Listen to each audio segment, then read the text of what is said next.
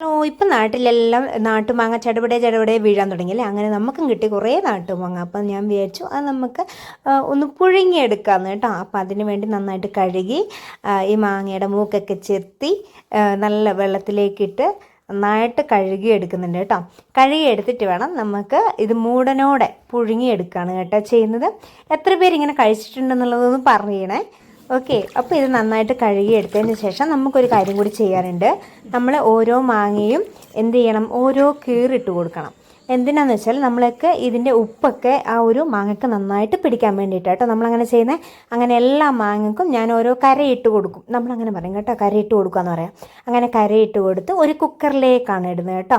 അപ്പോൾ ആ കുക്കറിലേക്ക് ഒരു കുറച്ച് ഉപ്പും കൂടി ഇട്ട് ഒരു ഇത്തിരി വെള്ളം ഒഴിച്ചിട്ട് നമ്മൾ ഒരു 2 വിസിലടിക്കാൻ വേണ്ടിയിട്ട് നമ്മൾ സ്റ്റൗവിൽ വെക്കുക കേട്ടോ. അപ്പോൾ 2 വിസിലടിച്ച് കഴിഞ്ഞാൽ നമ്മുടെ മാങ്ങ പുഴുങ്ങിയത് റെഡിയായി. ഓക്കെ, അപ്പോൾ ഇങ്ങനെ പുഴുങ്ങിക്കഴിഞ്ഞാൽ ഇങ്ങനെ ഈ ഒരു കളറിലേക്ക് മാങ്ങ മാറും കേട്ടോ. അപ്പം എന്ന് വെച്ചാൽ ഇത് മൂടനോടെ പുഴുങ്ങുന്നതുകൊണ്ടും ഉള്ളിലേക്ക് നല്ല രീതിയിലുള്ള ഉപ്പൊന്നും ഉണ്ടായിരിക്കില്ല.